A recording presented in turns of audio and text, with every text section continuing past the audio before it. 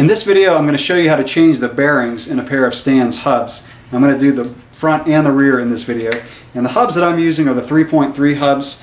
So this service should be pretty similar across most of the hubs. These are actually the 3.3 tie hubs. The road ones are a little bit different, and I'll mention that when I do this service. This is something that I am going to do after about 14 months of riding. The thing that I love about modern hubs that use the cartridge bearings is the only maintenance that you really do is just change out the bearings whenever they need it, or like I'm doing on a more routine service. Again, after about 14 months of riding, I'm real meticulous about maintaining my bikes, so I'm going to go ahead and change out these bearings. So here's what you're going to need to do this service. You're going to need two 6902 bearings for the front. You're going to need two 6802 bearings for the rear. If you're going to do the free hub body, then you're going to need two more 6902 bearings. So if you're doing the whole thing, four 6902 bearings and two 6802 bearings. I'm using these Enduro bearings. You can get them from your bike shop. They'll probably have some bearings in stock, or can order some, or you can get them from Stan's. Stan's will sell them too. The most specialized type of tool you're going to need is a bearing press. You can avoid using one of these if you use some sockets. I like the bearing press. It's just safer. But a socket, I've used sockets before and never had a problem. But this is probably the most specialized tool, and it comes with all these little spacers. You're not going to need all of these, but you will need some of these longer spacers when you press them back onto the hubs. Again, that's a pretty specialized tool which you may not have. You can use sockets. If you're going to use sockets, you're going to need a long 14 or 15 millimeter socket. You're also going to need a 20 millimeter socket. I don't have one here. And you may even need a little 9 millimeter, but if you have a full socket set, then the idea is that you can press in the bearings by tapping, and this one's actually a little bit too narrow. Like I said, I don't have a 20 millimeter. But you can tap them in, and you want the socket to be pretty close to the outside diameter of the race on your bearing that you're pressing in. And you can't be too wide, because then the socket wouldn't go into the hub. So just wide enough to go into the outside of the race of the bearing. You're also going to need a soft mallet, a plastic one, or maybe a rubber one. For the front, you're going to need a punch, or you can use a flat blade screwdriver. A punch is a little bit safer, but since you're probably replacing these bearings and not just taking them out to clean, a flat blade screwdriver would be fine, but I'm going to use a punch. To remove the cassette off your free hub, you're going to need a chain whip, a crescent or adjustable wrench, and then this cassette lock ring tool. You're going to need a 17 millimeter cone wrench. I'm going to use another cone wrench for the rear, and you'll see why in a few minutes, but you'll definitely need a 17 millimeter. You probably will need a flat blade screwdriver, some paper towels, or a clean rag. You'll need some grease. I really like the Phil Wood waterproof grease. You'll need, if you're going to do the rear hub, you don't have to do the hub. The bearings the free hub. The bearings in the hub are what's most important. So you got two in the front, two in the rear. The free hub body also has two bearings, and if you're going to do the free hub body, you're going to need a tool to remove the lock ring. One that it's an internal lock ring, so one that presses inward to remove the lock ring. Again, doing the free hub is not quite as crucial as doing the actual hub bearings. And then you're going to need some rubbing alcohol or some mineral spirits just to clean everything off as you disassemble. I'm going to start with the front. The first thing that you want to do is remove these little caps. And obviously I'm starting this process with the wheel off the bike. These are held on with a little friction from an O-ring inside, and you can usually just pop them out with your hand. So whether you're running a 15 QR or a 9 millimeter, these will just come out. If they're really stuck in there good, you may have to put them in like a bench vise with a cloth around it so you don't scratch them, or you can even use some pliers or something like that. But like I said, these just come right out with my hands, and you can see the bearings. Now the next thing we got to do is tap out the bearings. For the front hub, there is a sleeve inside the hub between the bearings. where your axle goes through. What you need to do is just push that down a little bit with your fingers. That way we can put a punch through and tap out the bearing from the other side. So you can see there, if it'll come into focus, you can see the sleeve kind of pushed to the side. Okay, so now I've got the wheel on the ground, and with that sleeve pushed over, I've got the surface of the race of the bearing that I can put my punch on. So I'm just going to push it through, and then I'm going to take my plastic mallet, and you can use a rubber mallet or maybe even a hammer if you're careful, and we're going to tap the bearing out. And I'm probably not going to show the whole thing on the video.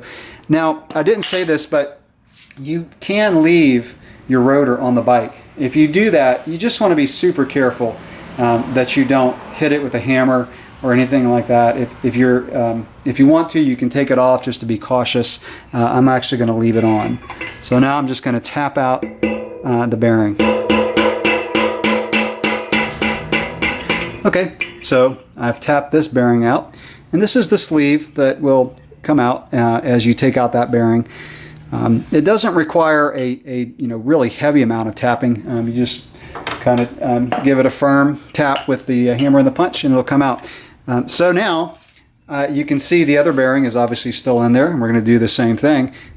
You don't have the sleeve to worry about this time, so you can just reach your punch through there and just tap it out.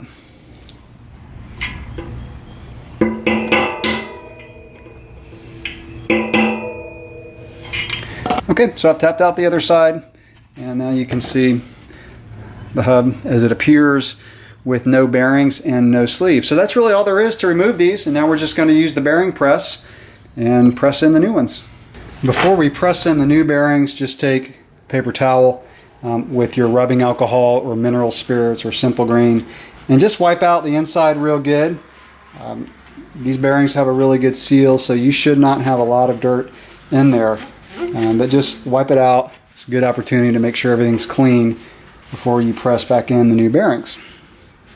Then take your grease and just put a little dab on your finger.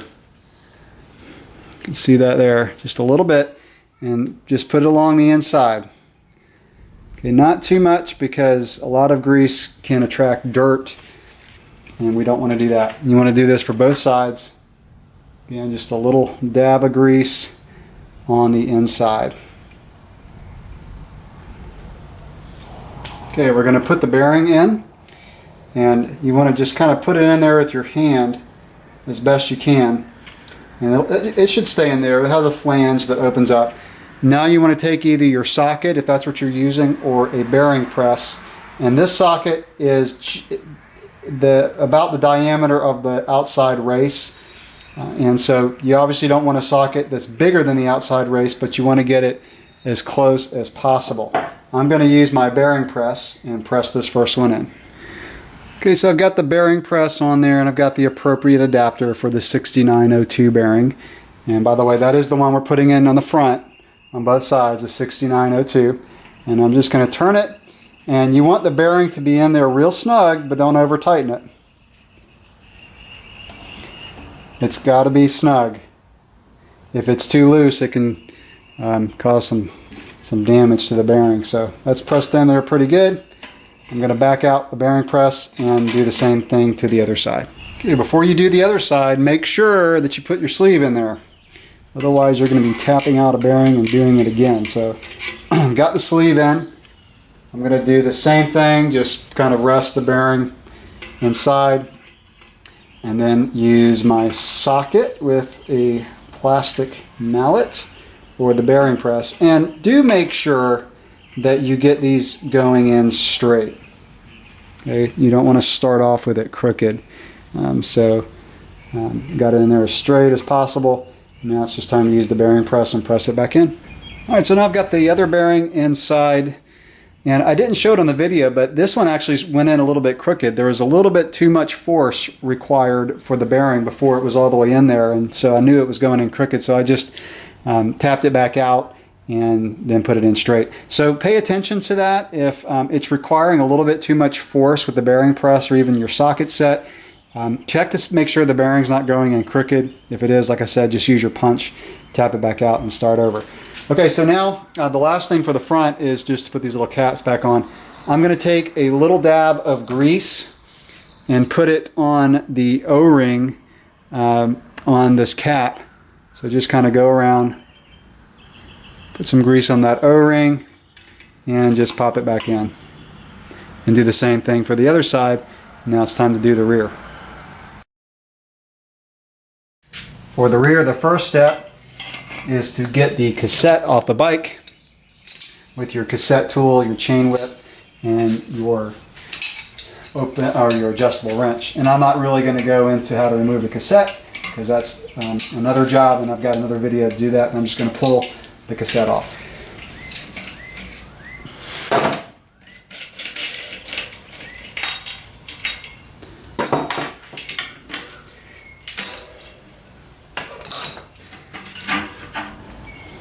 Okay, for the rear, on the non-drive side, you've just got a cap that sits on there, and this should come right off. And I won't show it on this video, but it's a good idea to wipe this cap off real good. Also, clean off your cassette. Especially every time you take a cassette off, it's a really good idea to clean each individual component of the cassette. Now, with the cap off, if you can see it on this video, there is a place to put a cone wrench just kind of sideways, or a huge flat blade screwdriver in these little grooves. Again, this is on the non-drive side. Then on the drive side, we're going to remove this cap. We've got our 17mm cone wrench, and so holding the non-drive side with the cone wrench just inside, we're just going to turn and loosen this cap. Okay, and I actually had to put the wheel on the ground. That one was kind of on there. So I'm just going to unthread the cap on the drive side. Oops. And this is the cap. So just pay attention when you put these down. The one that goes on the non-drive side is a little bit longer, and the one that goes on the drive side has the threads inside. So again, just clean those off real good. Once you've got those caps off, the free hub on these stands hubs just comes right off. And just do it very slowly because you've got these pawls inside and you want to make sure they don't fall out. So I'm just going to pull that off and pay attention to how these pawls are. There's only 3 and they just sit inside there. And we're going to clean the free hub body off real good, clean off the inside. And these pawls may come out, so do this over a space where you can't lose these. So over a clean, dry surface when you clean these off. Now, on the axle there is a spacer. Okay, make sure that you put this aside where you don't forget it, and make sure you put it back on before you put the free hub body back on when it comes time to reassemble. On the rear hub, there is no sleeve inside that you got to worry about. All we're going to do is use the axle that's inside. There's collars on each side that hold in the bearing, so you can tap either side. I'm actually going to start with the non-drive side, and I'm just going to tap on it, and that axle will push out the bearing.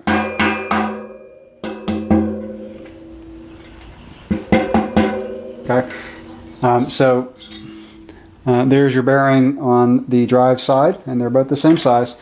Now push the axle back inside, and we're going to use the collar on the other side to tap out the non-drive side bearing. So same way. Again, just be careful with the rotor if you left it on.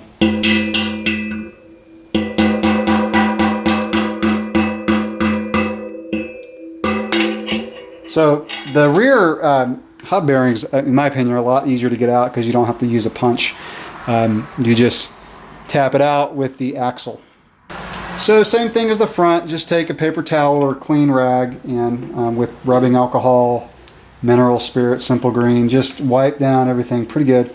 And the rear, because it's, rear axles and hubs just are a little bit dirtier because you've got the chain back there and it just tends to pick up more dirt. So just clean out everything real good. And before we do the free hub, we're going to just press in the new bearings for the rear.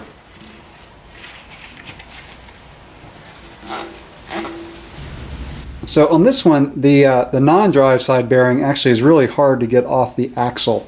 And you may have this problem. If you do something like this. Just get creative if you have to, but I'm going to put it in a bench vise. And I'm just going to take a socket about the size of the axle and just tap it down so the axle comes off the bearing, or the bearing comes off the axle. So in this case, because that bearing was hard to get off, I'm going to put this bearing back on the axle first, and then I'll just tap it in there. And what I'm going to have to do is actually put this on the workbench, and I'm going to use my plastic mallet to just kind of tap the axle. But this is the non-drive side bearing that I'm putting on, and so I'm going to put that bearing all the way on, and I'll use the bench vise again. Won't show it on the video, but we'll get it all the way on there. Okay, so I've got the bearing on there, and once it gets past that front section, it moves really easily.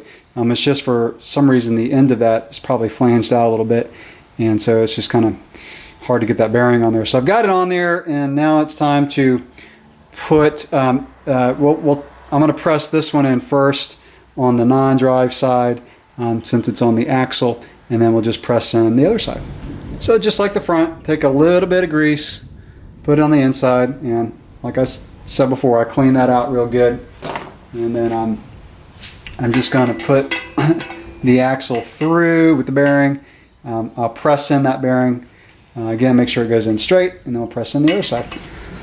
Let me say that if you use a bearing press, it's going to come with all kind of different spacers, and I'm not really going to go into how to use the bearing press, but you've got to have enough spacers to get it over the axle and things like that.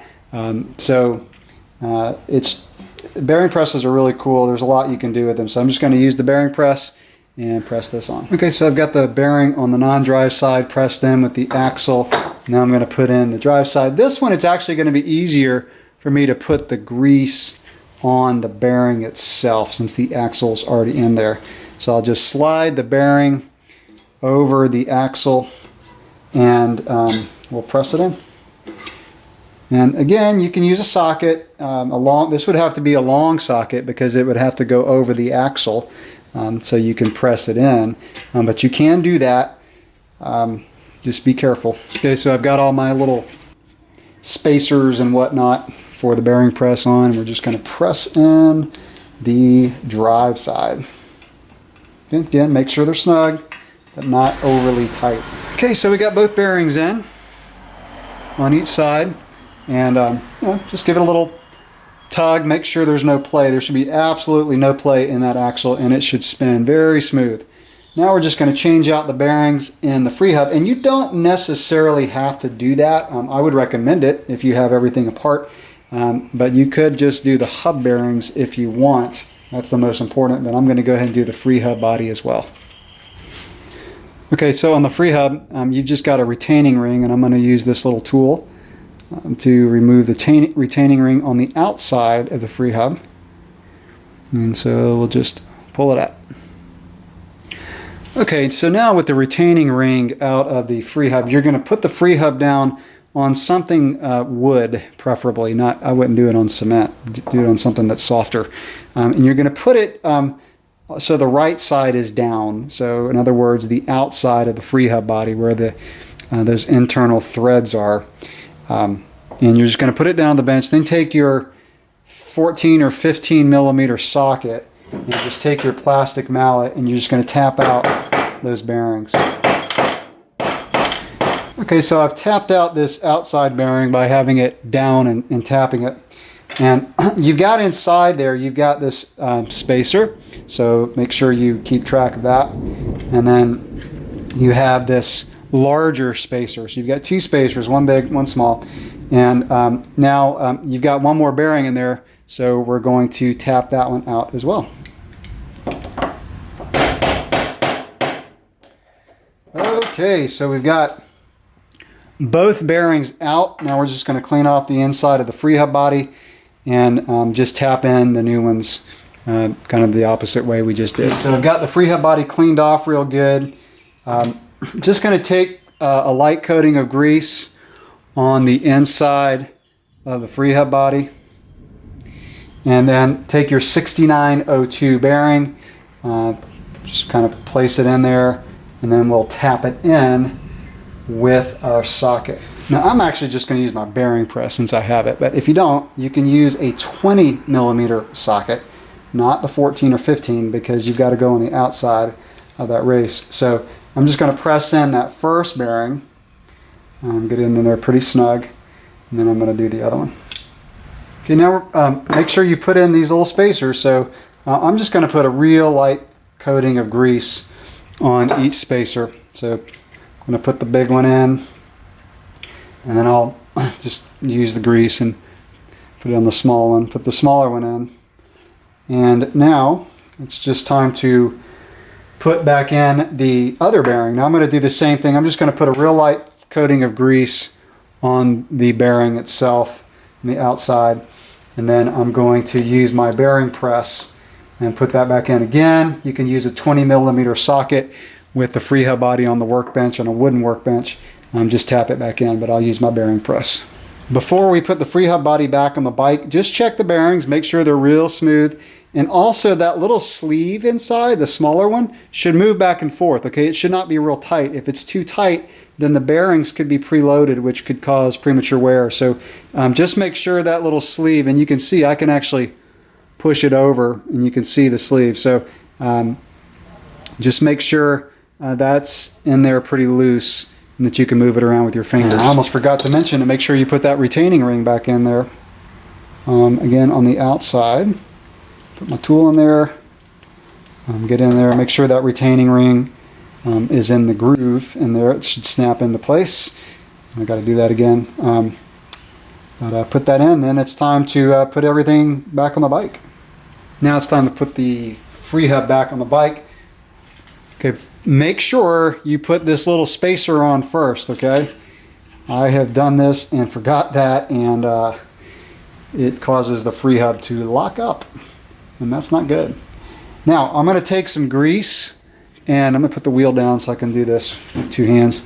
Just put some grease on the pawls, and just kind of along the outside of your freehub. So on each of these pawls, just put some grease. Okay, so with the spacer in there, just take your freehub and just put it back on, and you have to kind of reach in there and just push down some of the pawls. And I find it's easier, just kind of twist this thing counterclockwise as you push down those pawls. And I'm actually going to get a little flat blade screwdriver, because it's kind of hard to get your fingers in there as you push this thing on. And just kind of push those pawls down, and then again turn it counterclockwise, and that way those pawls can kind of slip down in there. I've got the freehub on, and just turn it. Make sure it works as a normal freehub, so it should only turn one direction. That's counterclockwise if you're holding it like this. And we'll just put the end caps back on, and we're done. So you're going to take the one with the threads, the kind of the shorter one, and thread it back on to the axle. You can do it by hand until it gets snug, and then we'll finish it up with our 17 millimeter cone wrench. And again, put something into the slots, just like when we took it off. On the non-drive side, put something in those slots to hold it, either a really fat flat blade screwdriver or just something like this cone wrench that I'm using. And we'll just tighten that up. Doesn't have to be like crazy tight, just needs to be snug. Okay, so that's on, and the last step is to just take this other cap, slide it back on, and you are done changing out the bearings of your stands hubs. And then I'll put the cassette and everything back on, put the wheel back on the bike, and we're ready to roll.